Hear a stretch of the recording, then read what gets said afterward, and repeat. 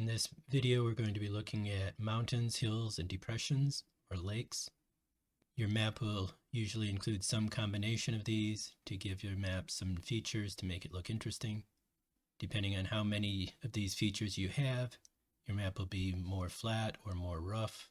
A flatter map does give you more space for towns and POI, but having these features gives you a more interesting looking map. So you need to kind of balance how you want those on your map. The first thing you want to do before you create the mountains, hills, and lakes is to create a flat height map. This height map is going to set the basic elevation for the lowest parts of your terrain, other than depressions, which will be lower than that. The main thing that you need to look at is the elevation. This is where most of your lowland areas will be. You want to make sure the elevation isn't too low, that way you have room for mining. But you also don't want it so high that there's no room for tall mountains. Usually somewhere between 20 and 30 meters is a good elevation, but you can adjust it to whatever works best for you. As you can see in the default presets, mountains, hills, and depressions, which are also the lakes, are in different colors. The colors just help you to identify which is which. Then they all work basically the same. The first command in each of these is create noise height map. This is what determines the shape and look of your mountains. Even though this is mountains, the height map name is still called hills in the default preset. All three of these features use the same height map, and hills is just what was used for that name. Seed just determines the seed for the hills, mountains, or depressions. It can be anything you want. If you use seed like it's shown here, it's going to be using the same seed as for your map. So if you change your map seed, it also changes the seed for mountains, hills, and depressions if you're using it like this. Otherwise, if you put in a specific number, then the seed is not going to change even if you change the seed for the map. Frequency is how often the hills, mountains, or depressions are going to show up on your map. As you can see, it is a very small number. You want to keep it small, but you can adjust it within a certain amount of range to get what you're looking for.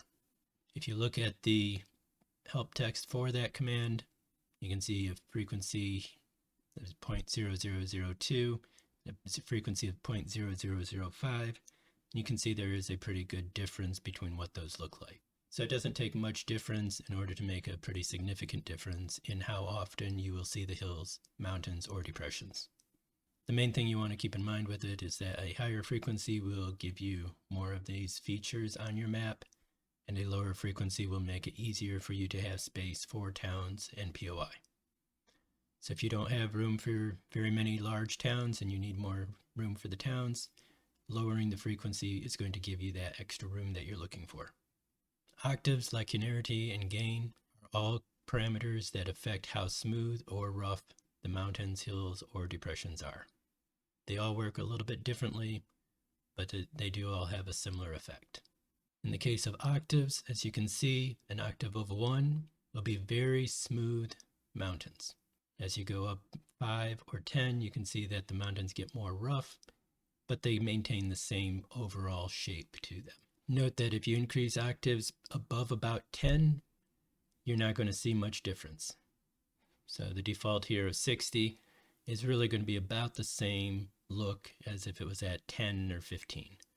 If you want to see more of the difference, you need to be under about 10 in order for it to show up.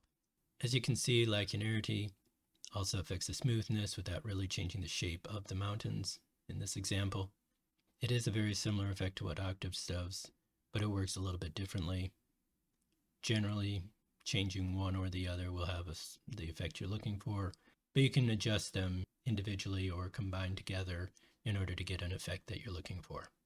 As you can see, linearity of 2 is very smooth, and linearity of 2.9 gets to be very rough. You're usually going to be somewhere within this range, maybe a little bit higher if you really want rough terrain, but normally you're not going to be much less than 2 on this. Gain has perhaps the most significant impact on how rough the terrain will be, but does not have as much effect on how smooth the terrain will be. As you can see, even on a lower end, the terrain is still pretty rough, but as you get higher, the terrain gets even more rough, where linearity and octaves will leave terrain that is still relatively easy to walk over, even though you may have trouble driving over it. If you have a higher gain, it'll be very difficult even to walk over it, as it'll be very spiky terrain. If you're looking to have something that you can move around a little bit easier on, having a lower gain will give you that. The combination of these three parameters is going to be the biggest impact in how smooth and rough your terrain will be, and adjusting that is something that you'll need to experiment with in order to get the look that you're going. The next two items here, noise type and fractal type, determine how these mountains, hills, or depressions are created, the general shape of them, and how they're laid out on the map. Noise type should give you a variety of different shapes for how your terrain looks for the mountains, hills, or depressions. Generally, from testing, it doesn't seem to be very noticeable. That is something that may change in the future. But for now, you can pretty much leave it as is. You can try some of the others, see if maybe you do notice some difference based on your settings. But for the most part, it probably won't have a very noticeable impact on your map. Fractal type, however, will have a very noticeable effect. As you can see in this example, these are the three types that we have: FBM, billow, and rigid multi. These look very different, even though every other parameter is the same except for the fractal type. As you can see with FBM, you have pretty solid mountains that are together. Billow, on the other hand, gives you smaller mountains that are broken up a bit more, spread out a bit more. And rigid multi gives you more of a mountain range that is kind of a string-like shape. These mountains tend to be very narrow at spots, which may not look as realistic as you're looking for, but it can give you some very interesting areas to try to explore. Although these examples are all for mountains, it is the same for hills or depressions. Hills are basically just smaller mountains, so the elevations won't be as significant as you see on these examples. And depressions are basically these same things inverted, meaning that instead of being mountains or hills going up above the terrain, it's sunken down into the terrain, mostly in order to make lakes. The next command in each of these is filter Gaussian height. The main thing this command does is it adjusts the overall height of the mountains and also the overall width. Height, as you can see, mainly affects elevation of the mountains and the surrounding terrain. As you can see in this first example, the lowest terrain is desert, then it's forest, wasteland, burnt forest, and snowy forest. Using the same parameters except for change of reference height, you can see that there is no more desert except for just on the very edges of the map, because all of the map is raised higher. So all of your elevations are higher than they were here, which tends to make the mountains also higher and more significant. Even though the mountains do go up higher overall, because the lower terrain also increases, the mountains will not seem as tall as they do in this example. You just have more of them and the terrain is higher. The way this works is a bit backwards of what you might expect. As you can see, the higher number 255 actually gives you the lower terrain and the fewer mountains, while the smaller reference height gives you higher terrain with more mountains. So keep that in mind when you're adjusting this. 255 will be the highest reference height that you're going to want to use. Anything lower than that will raise the terrain. So you can adjust this to get the look that you're looking for. The other parameter on this command is width, and this can be looked at as the width of the mountains, the overall size of the mountains. Not so much elevation as just how big they are in area. So you can see if you set the width at 15,000, you have some decent sized mountains, but nothing too big. We double that width, and even though the overall shape of the mountain stays the same, they expand out to be a lot larger area that they cover. If, for example, you wanted to have one large mountain on your map, you could increase the width much more, such as 150,000 or 200,000, and you'll generally have about one big mountain on the map. That would, of course, make it more difficult to have any towns or POI on your map, but it can make for an interesting map depending on how it turns out. These two parameters will also have a big effect on the space that you have available for towns and POI. As you can tell, a higher reference height or a lower width will give you more flat area where your towns and POI can be placed. but a higher width or reference height will give you less space for those. So it's a balance of how much space you want for towns and POI and how much mountain or hill or lake feature that you would like to see. The last command is add height map for mountains and hills and subtract height map for depressions. Those will basically work the same way. If you remember, we started out with a flat height map. That's just a flat map at a certain elevation. Add height map will then take what you've created with the mountains or hills, and it will add that onto the flat height map. What that means is that if your flat height map is set to 20 and you have a mountain that is 100 meters tall on your height map, it will add those together, making your mountain 120 meters tall, which would still be 100 meters above the flat terrain. So the mountain itself would actually be 100 meters, but the peak of the mountain would be 120 meters because the terrain below the mountain is set to 20 meters. With subtract height map, it's the opposite. You start out with your flat height map, and then you're going to subtract whatever that elevation is. So if your elevation for the depression is 20 meters and your flat height map is at 30 meters, then it's going to be a 20-meter depression.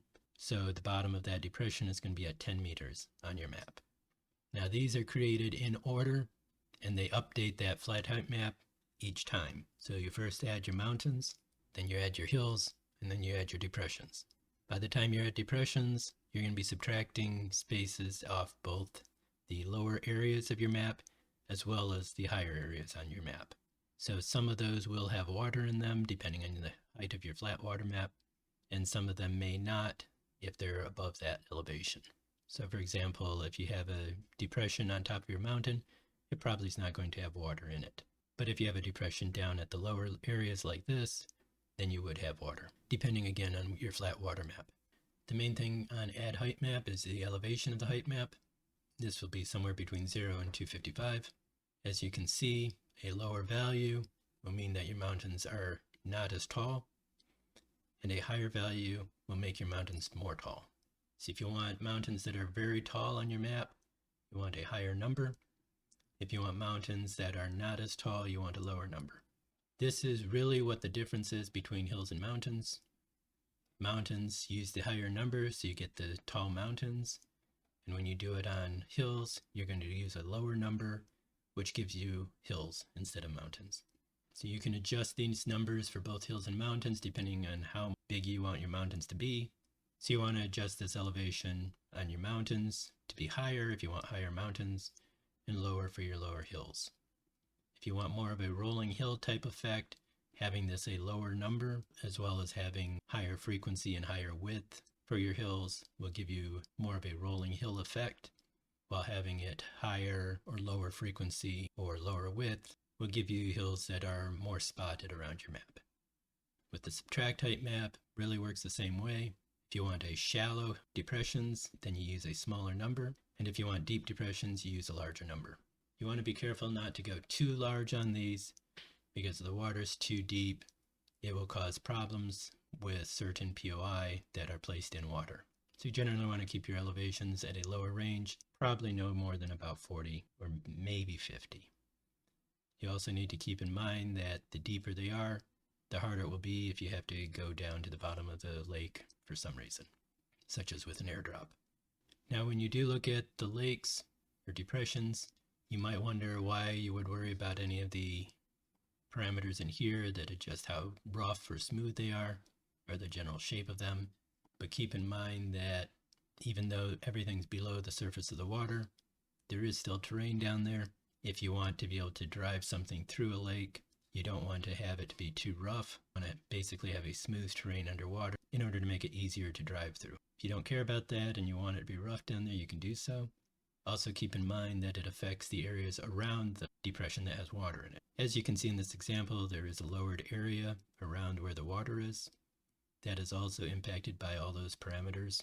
So this area, depending on those parameters, will be rough or smooth, and it'll also determine how big or wide or what the overall shape will be.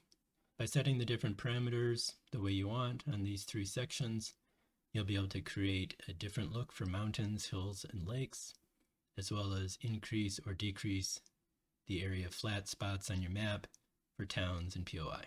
If you have any questions about adjusting the mountains, hills, and lakes, please check out the chat and help channel on Teragon's Discord, and someone will be able to help you.